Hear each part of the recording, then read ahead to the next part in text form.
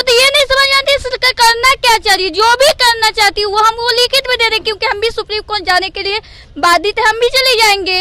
हक हमारी होगा तो क्यों नहीं जाएंगे, क्योंकि एग्जाम आप लेने का हक था तो रिजल्ट भी हमको लेने का हक है, इसमें आप रोक नहीं सकते। सर हम पूरे दिन 1 महीना के बच्चे को गोद में लेके सर पूरे पानी में भीगते हुए हमने एग्जाम देने गए।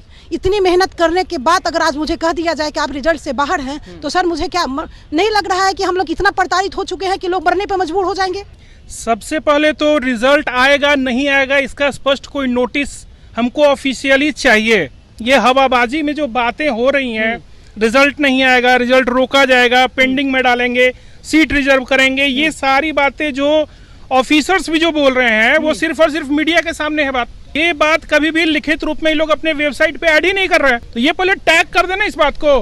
कैसे ट्रेन में लोग परेशान हो करके स्टेशन पे सो करके लोग गया है, समझे ना। और बहुत सारे लेडीज लोग के साथ भी बहुत सारा प्रॉब्लम था, फिर भी वो सारे प्रॉब्लम को फेस करते हुए और बैठने की स्थिति में लोग नहीं थे तो कई बार बैठे खड़े हुए इस तरह से लोग एग्जाम दिया, समझ गए ना। तो बस कहना यही है कि जब एग्जाम के लिए हम एलिजिबल थे, जब डीएलएड बीएड एक साथ एग्जाम दे रहा था तो हमको रिजल्ट एक साथ चाहिए, और रिजल्ट नहीं आ रहा है, पेंडिंग में जा रहा है, क्या कर रहे हैं ये हमको रिटर्न चाहिए। ट्वीट कर रहे हैं, मीडिया के सामने कुछ बोल रहे हैं, तो इस तरह से तो हम लोग भी स्पष्ट रूप से निर्देश नहीं ले। उनका कहना यही होता है कि हम रिजर्व कर देंगे, किसी का हकमारी नहीं करेंगे, किसी का सीट हम दूसरे को नहीं देंगे। लेकिन जब आप एक का रिजल्ट निकाल दीजिएगा तो हम लोग तो ऐसे ही बैकफुट पे चले जाएंगे। आप उसके बाद फिर रिजल्ट का क्या होगा नहीं होगा ये तो हमको भी नहीं मालूम है।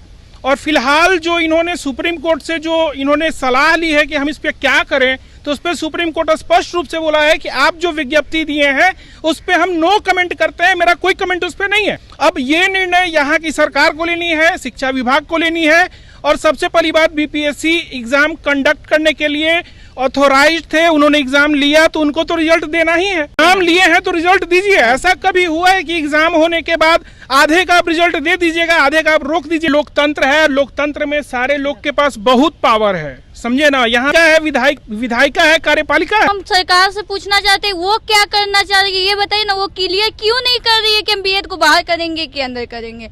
बीएड को बाहर करना चाहती है सरकार तो हमको ये लिखित दे देना कि हम बीएड को बाहर कर रहे हैं। ये किसी को संशय में रख के कभी डीएलएड के साथ कभी बीएड के साथ ये क्या कर रही है सरकार।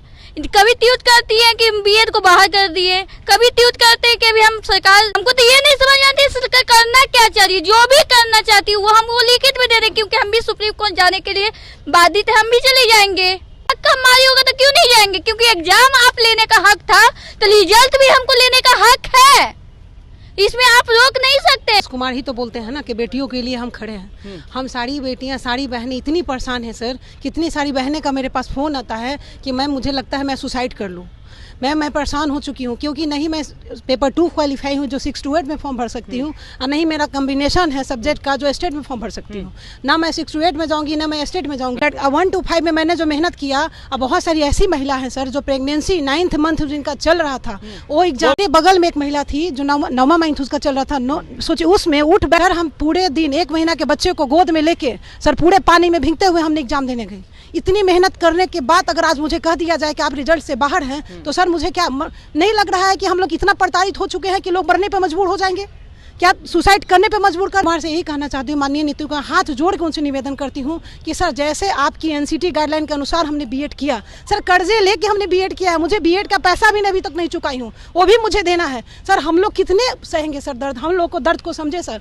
हमारी बहनें जितनी हैं उनको कष्ट के समझिए, हमारे रिजल्ट कंबाइंड रिजल्ट दीजिए सर, बनाइए सर, क्योंकि कोई ऑप्शन मेरे पास नहीं है। हम लोग बीएड वाले के रिजल्ट देंगे या नहीं देंगे, तो हम उनसे यही कहते हैं कि क्लियरफाई कर दीजिए हम लोग को रिजल्ट देना है या नहीं देना है। बशर्ते आप लिखित रूप में दे दीजिए, यदि लिखित रूप में मिल जाता है तो हम लोग भी आगे के अपना जो भी कानूनी प्रक्रिया है उसके तहत आगे बढ़ेंगे। क्वालिटी एजुकेशन के नाम पे सरकार को किस बात का संशय है? क्या छत्तीसगढ़ भारत का राज्य नहीं है?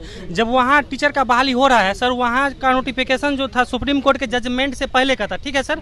तो वहाँ जो है सुप्रीम कोर्ट बोला है कि हाँ आप बहाली करवाइए, बच्चा को ज्वाइनिंग दीजिए। तो फिर बिहार में क्यों नहीं हो सकता है? बिहार का भी जो है नोटिफिकेशन सुप्रीम कोर्ट के जजमेंट के पहले का है, तो यहाँ भी तो होना चाहिए ना। फिर माननीय मुख्यमंत्री जी को और तेजस्वी बाबू को किस बात का संशय है?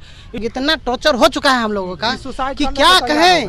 पढ़ने में मन नहीं लगता है थोड़ा भी। हमारे बहुत सारे मित्र हैं जो पढ़ नहीं पाते हैं इसी बात पे, बहुत नंबर ला के वो लोग हताश निराश हैं। एक तो इतने सालों बाद आप टीचर, आप तो वैकेंसी दिए, आपसे एक वैकेंसी क्लियर नहीं हो पा रहा है। 18 तारीख से मैं घोषणा कर रहा हूँ, 18 तारीख से हम लोग सड़क पर आएंगे अगर सरकार क्लियर नहीं की तो। 18 तारीख से आएंगे, 18 तारीख से एग्जाम से लड़ने के लिए। बिहार पब्लिक सर्विस कमीशन सिर्फ परीक्षा लेने की संस्था है, रिजल्ट निकालने की संस्था है। आप इंटरनल आप तय करते हैं राज्य के बच्चों के लिए, राज्य के शिक्षकों के लिए, राज्य के अभ्यर्थियों के लिए, ये राज्य सरकार की जिम्मेवारी है।